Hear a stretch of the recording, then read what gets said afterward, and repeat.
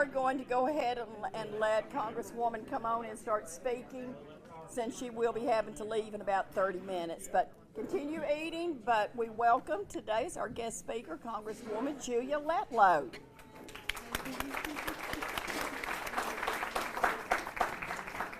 Thank you so much, Dorothy, and thank you to the Chamber for inviting me to come and speak with all of you. It's always so good to be back home, back in Louisiana, and to see all these familiar faces. And I'm just so fortunate to now not only call you my colleagues, but my friends. And I'm just so grateful for you investing in my knowledge base to be the best advocate I can be for you up in Washington, and teaching me about your industries so I can go be a better champion for you up in DC. But I like to start with a fun little story. So I'm hopeful that at some point all of you will come up and visit our office up in DC. Anybody been before? Yeah, okay, couple.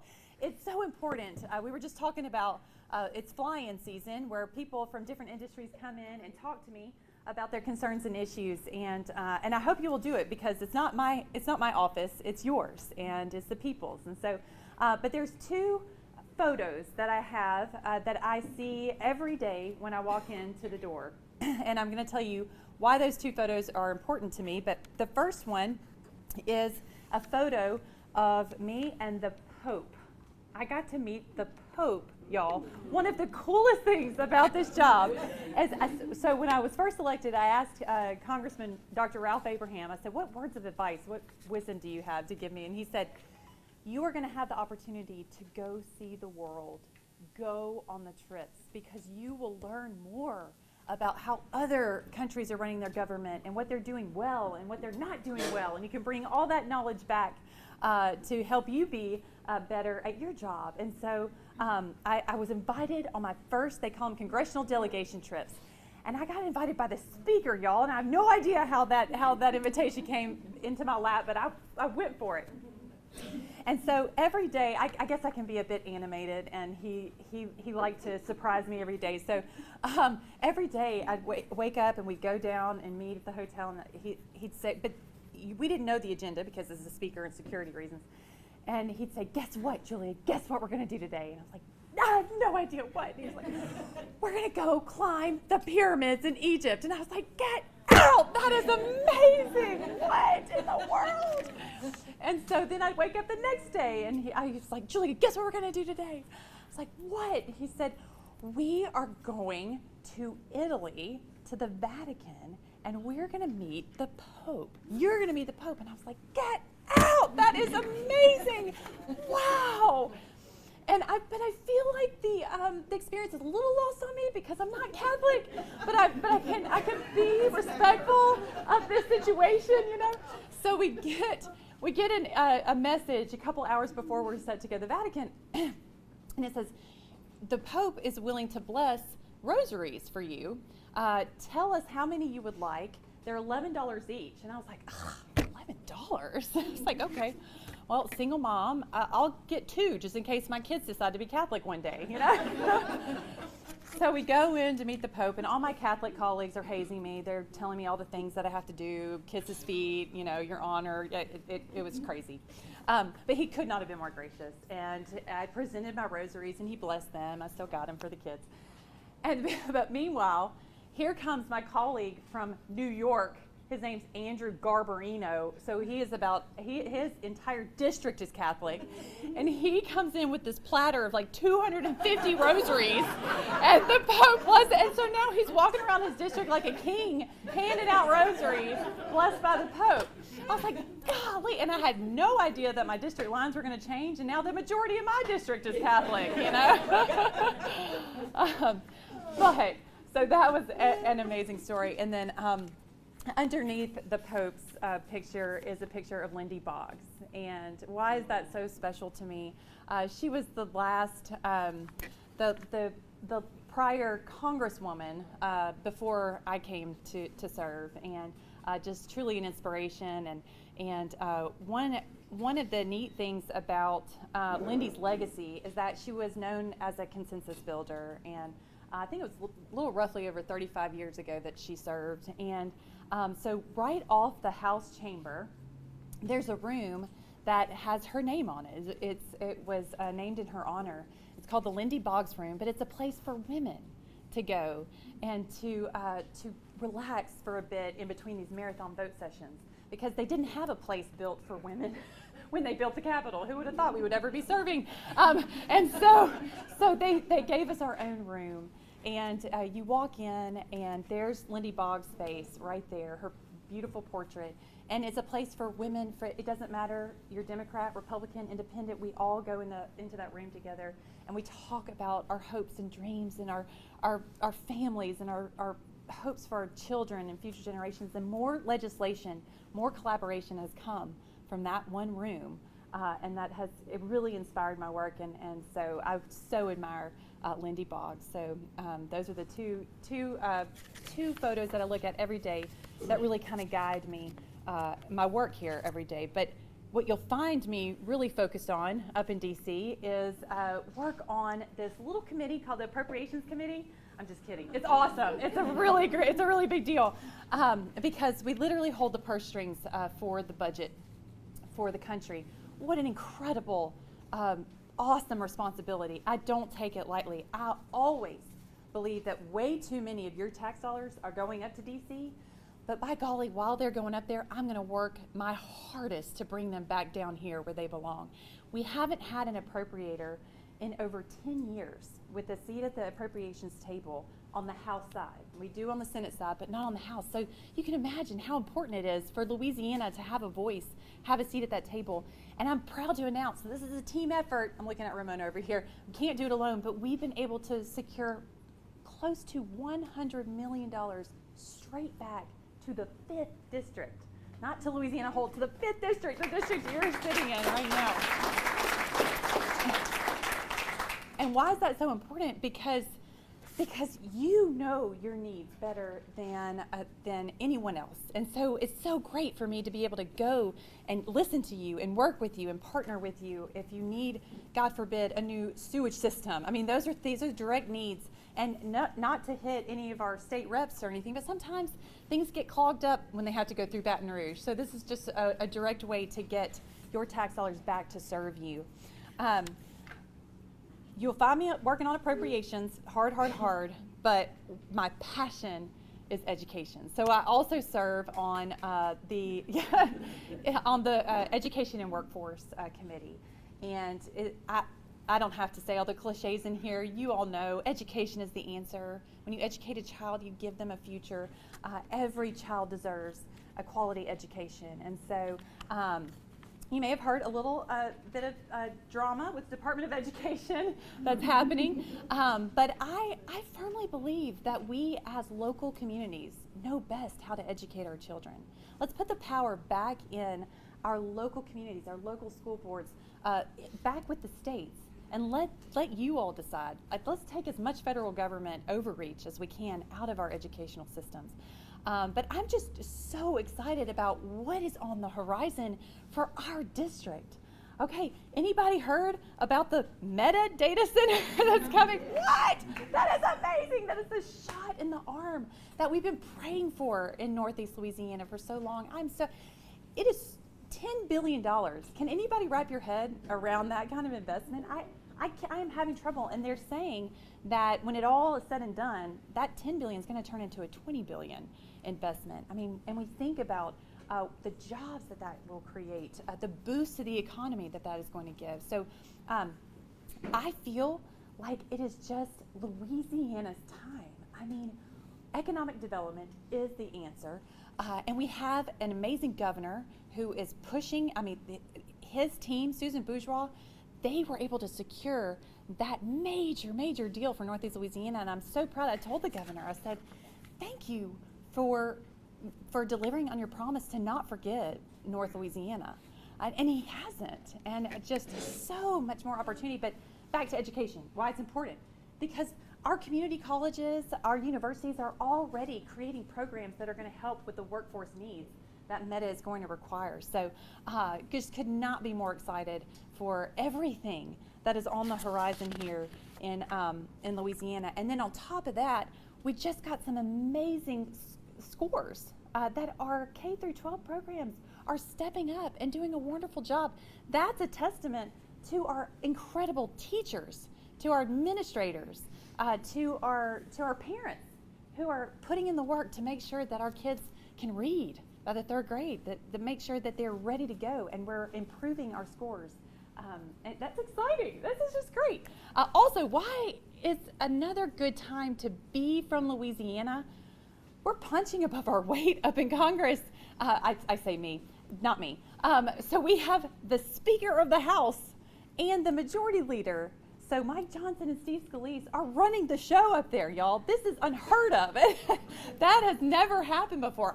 Don't fact check me on that in the history books, but I don't think there's ever been a Speaker and a Majority Leader from the same state at the same time. So when you think about now is Louisiana's time to capitalize on that. I mean, what an incredible, incredible team that we have together. I don't know if you can tell, but I'm a positive person, an optimist, and so I'm just excited about what is happening. And we were able to get some amazing wins, and it's not a long-term solution. We were just talking about this at our table. With farming. So agriculture is my #1 industry that I represent in my district, and the farmers have been so incredibly warm and kind and nice and getting me up to speed to make sure that I am delivering for them, but they've had a rough couple years.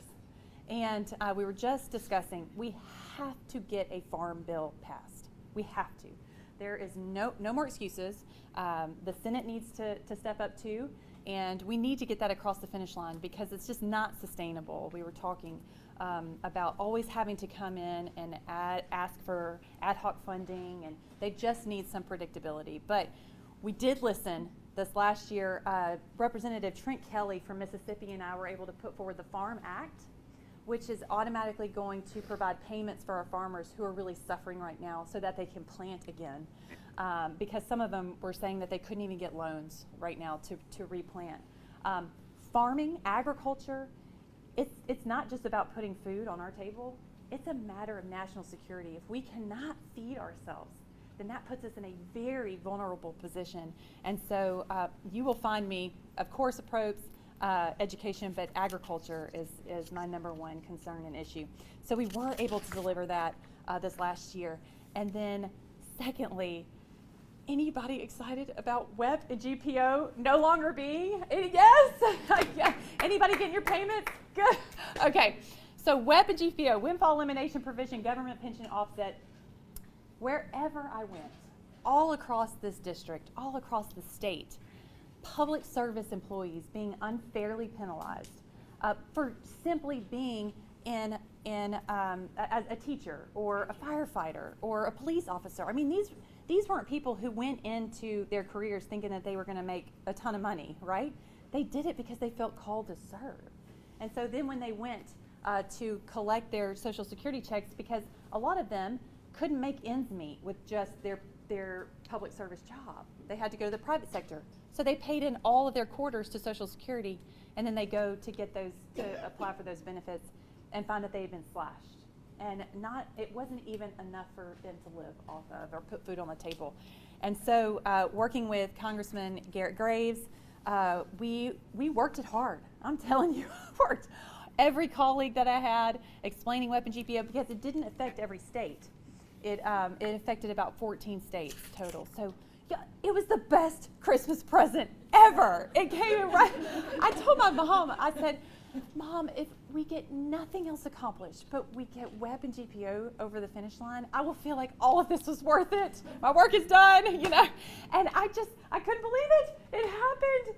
And so we hear stories all the time, Ramona and I, about people being able to live and be able to put food on the table and pay their rent. So just so incredibly grateful. Those payments are going out right now. Okay, so I'll address that. It's a little unsettling right now for some people, and so I will address that elephant in the room. Hang in there, like let everybody just take a breath, because I truly believe that it's all going to be okay. and we're gonna work it out. And I think that anytime a new administration comes in, that it is good practice to open the books and see what we've been spending all of this money on. Y'all, we're $36 trillion in debt. $36 trillion. That's going to be placed on their backs. And I'm having trouble sleeping at night knowing that we are placing that kind of burden on our children. And so we have to just take a look at what is working, what is worthy of your tax dollars to go to, and then what maybe we can pull back on and try to find more efficient ways of doing things. So I don't want you to think that I don't hear you. I do. I'm listening, and I'm taking all of your concerns to the administration. But I think sunshine sometimes can be the best medicine. And so this is a normal, let's just look at everything and make sure that we are being good stewards of your tax dollars. So I just wanted to address that. I truly do believe that our better days are ahead for us. We're already seeing it in Louisiana. It is fantastic. It's an awesome time to be from this state.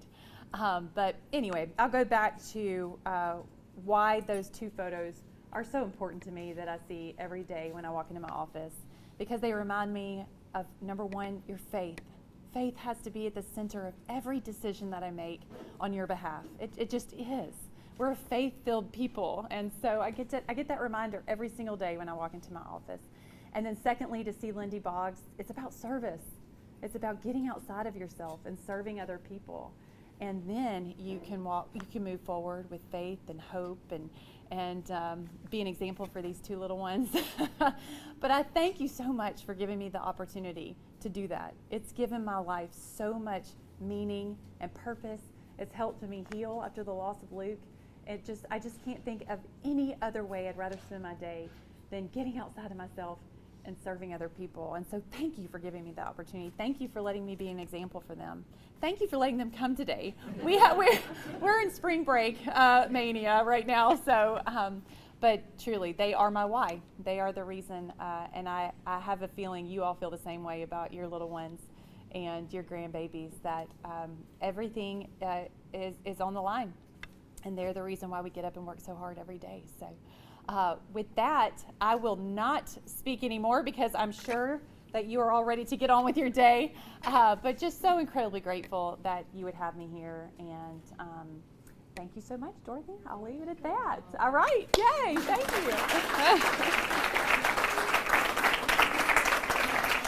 Oh, don't know. Don't make me cry every time.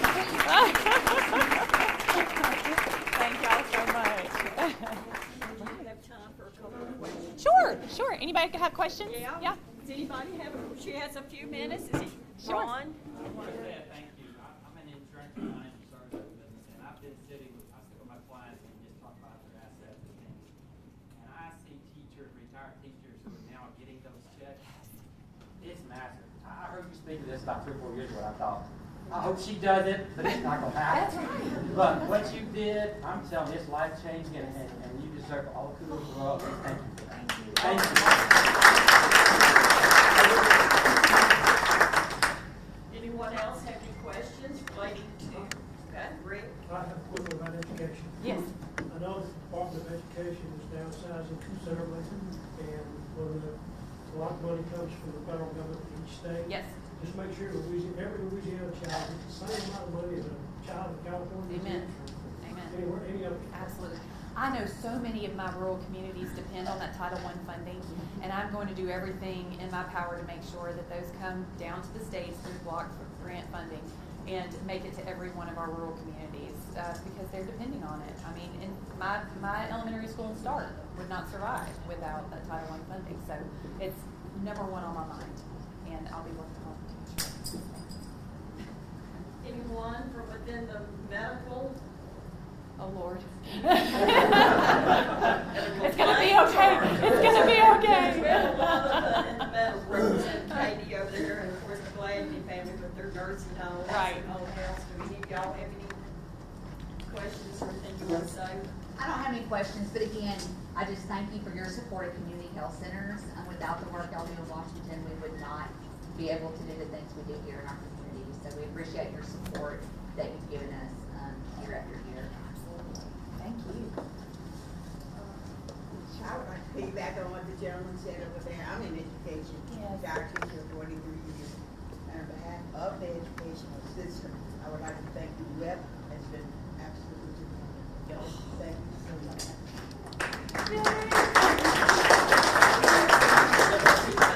Here, broadband, do y'all have any thoughts y'all want to say, anything needing help?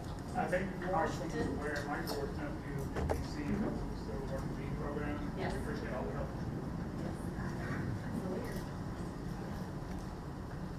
All right, yes, sir. Just want to thank you for the way you represent our district. We appreciate you. It's an honor of my lifetime. Thank you for having me. It's not my seat, it's the people's seat. Thank you. Thank you. Anything else, Mayor? Our mayors here have a question? I want to thank you because you're always so supportive when I call on your office staff. Thank you. And I will be calling you very soon. I have hired people that are way smarter than me. They run the show, and that all of you in here know Rebecca. But yes, that's the only way that you're only as successful as the people that you surround yourself with. So that when you tell me those compliments, I take them right back to them because it means a lot. Like they're working. Thank you. Anything else? We cannot thank you enough for coming. And now I'm in the Easter spirit. This is great. Thank you. It is. Thank you. We're so glad you brought your Thank little you all. ones. Yeah. All of you, and thank you so much for taking time out of your day to come show your support for Julia. Rick, I just want to thank your CPA firm once again for furnishing us a wonderful meal today. We really appreciate that. I don't know why you didn't bring your wife. You were supposed to. But thank you all again so much for coming. If there's anything that the chamber board can ever help any of you with, you all know how to find me. So don't hesitate to reach out to us. Thank you again. So.